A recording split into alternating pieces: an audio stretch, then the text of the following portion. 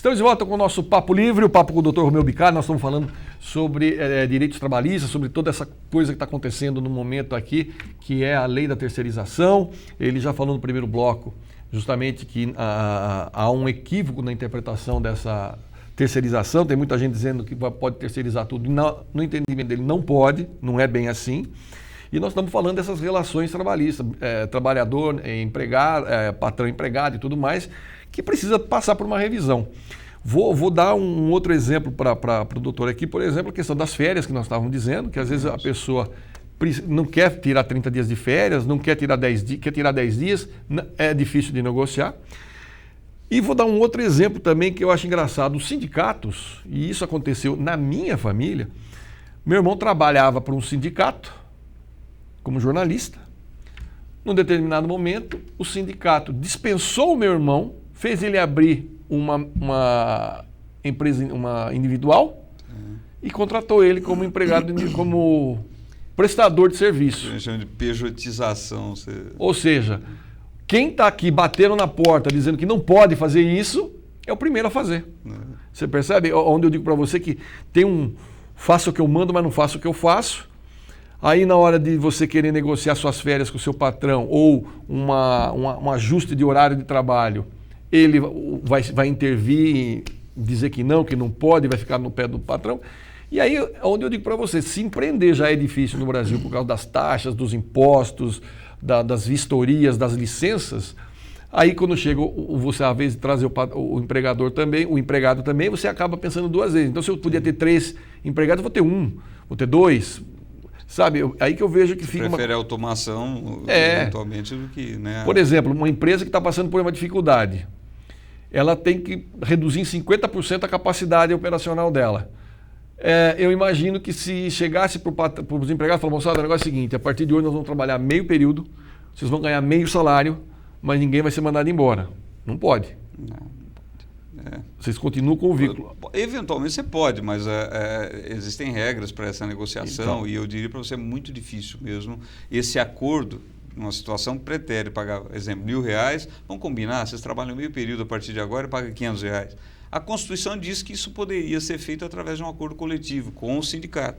Mas, na prática, isso acaba sendo muito difícil, né? Primeiro. E segundo, a Justiça do Trabalho tem declarado nulidades desse tipo de acordo, né? Dadas as circunstâncias em que foram feitas. Tal. Isso causa uma insegurança enorme. Por quê? Porque nós não temos regras legisladas para garantir isso, para que as partes possam negociar E tem uma situação também que é assim, a gente toma muito, às vezes, o trabalhador brasileiro pela nossa região aqui. Pelo Estado de São Paulo. Isso, pelo Estado de São Paulo. A gente tem que saber que não é o padrão do Brasil. Então, você também dá essa autonomia de uma forma generalizada num país continental que nem o Brasil, onde a maioria dos trabalhadores não tem, nem ele individualmente, condições de negociar, e não tem uma entidade sindical, esse é um outro grande problema do Brasil, né? A organização sindical no Brasil, que o proteja, aí é entregar também o cordeiro aos lobos, né? Por quê? Porque é natural que o empreendedor, o empregador, ele quer o quê? Otimizar os seus lucros, né? Ou seja, ele quer pagar o quanto menos e lucrar o quanto mais. Isso é legítimo. O que ocorre é que tem que ter do outro lado alguém que contrabalanceie. Ou é a lei, né, que vem falar aqui você não pode mexer, ou seria entidade sindical, uma associação que protegesse o trabalhador. Individualmente, isso a experiência mundial mostra que não tem como. O trabalhador dificilmente vai ter força de negociar diretamente com o empregador. E aí entraria o sindicato. Né? E o Brasil, infelizmente, o nosso modelo sindical ele é estúpido, né? Infelizmente, é uma das grandes reformas que eu acho que tem que ocorrer em matéria trabalhista é a questão sindical. Nós temos, só para você ter ideia, é um dos poucos países do mundo, chamados de regime democrático do mundo ocidental, onde nós temos o sistema da unicidade sindical. Ou seja, não pode haver mais do que um sindicato por base de território, por município, por exemplo, não pode, só tem um sindicato. sindicato conquistou a autorização para representar a categoria em Indaiatuba, por exemplo, sindicatos comerciários, não pode ter outro. Ah, mas se os trabalhadores quiserem montar outro, eles vão ter que esperar a eleição sindical, disputar, concorrer, mas não pode montar outro sindical. Isso é, no mínimo, antidemocrático. Né? E isso estou falando com base na convenção da OIT, a Organização Internacional do Trabalho, que fala, olha, o correto é o pluralismo sindical. O Brasil é o único país, assim, um dos únicos países democráticos, né, pelo menos ditos democráticos, onde nós temos um sistema de unicidade sindical. Isso gera o quê? Uma legitimidade legal para o sindicato, mas uma ilegitimidade social. Por quê? Porque o trabalhador não reconhece o sindicato como seu defensor, como seu protetor.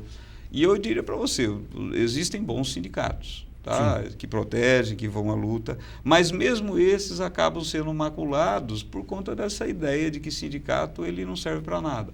Né? Infelizmente, essa olha, ideia. A gente percebe, só se prestar atenção quem está no sindicato e há quanto tempo ele está lá. Há quanto tempo, né? O metalúrgico de Itu, nossa, teve um sujeito lá que, desde que eu me conheço por gente, ele mudou porque morreu. Sabe aquela coisa? E as pessoas se revezam ou vice-presidente. Sabe, você percebe que é uma coisa absolutamente armada. Perdão, João. E às vezes você vai na prática e você fala, não, o cara é bom. Pô, legal. Então, ou seja, se eu tivesse que escolher ele toda vez, escolheria, ele ficaria ali, porque é o melhor. O problema é que você quebra uma coisa que a gente chama de coerência, que é o quê? E aí você perde a legitimidade para defender uma determinada ideia. Viu? Mas nós não falamos que democracia, justamente, o republicanismo é oxigenação para que a coisa privada não se torne, a coisa que é pública ou é social não se torne privada. A partir do momento que alguém fica muito, aquilo acaba se tornando o quê? Privado dele. Essa é a ideia. Não é nem crítica a um ou outro diretor, porque às vezes você olha e fala, o cara é bom, é preparado, está aí, não dirige. Ninguém teria melhores condições para dirigir. Como às vezes alguns prefeitos, alguns governadores, alguns presidentes, se ele pudesse ficar, por que a gente faz esse rodízio? Para oxigenar. Isso é melhor do que a perpetuação no poder, que gera vícios. A história mostra isso, né? E a gente percebe aqui, nós estamos com uma série de situações, cidades aqui na nossa região, onde o público se tornou privado e agora as consequências estão chegando. Uma hora ou outra vem a conta. Porque a dívida, que nem diz o amigo meu, dívida você pode ir fazendo. Estourar cartão de crédito, outro cartão, cheque especial, mas uma hora você tem que pagar. E a hora que você tiver que pagar, a hora que a conta chegar, você tem que pagar. Você não consegue enrolar mais. Isso. Né? E eu vejo também que o movimento sindical no Brasil, ele deixa muito a desejar, e é uma forma de subsidiar partidos. Sim. Você pode ver que agora, qual foi o checkmate que deram no presidente Temer lá? Olha, pessoal da esquerda, se você melhorar a contribuição sindical, se você não mexer na questão sindical, como é que chama aquela... imposto sindical, contribuição sindical, contribuição sindical, não sei o quê, nós aliviamos para você nas votações. Quer dizer, por quê? Porque é dali que vai sair, como está agora, as empreiteiras estão dedurando todo mundo e quebrando todo mundo, da onde vai vir o dinheiro? Ver se a gente faz um acordão aí. Da onde vai vir o dinheiro? E essa questão do imposto sindical, por exemplo, é mais uma coisa que é particular quase que só do Brasil. É um absurdo. Onde eu, trabalhador, eu sou obrigado, eu pertenço à categoria a qual eu trabalho. Então, no Brasil, assim, quem que é o meu sindicato? É aquele sindicato que foi autorizado a representar a categoria do empregador. O empregador é químico, é o sindicato dos trabalhadores dos químicos. E aí, eu não sou, a Constituição diz que eu não sou obrigado a me filiar. Mas, por força de lei, eu estou vinculado. E o imposto sindical, que é um dia por ano que todo trabalhador tem que pagar, ele é obrigatório, eu não posso falar isso, eu não quero.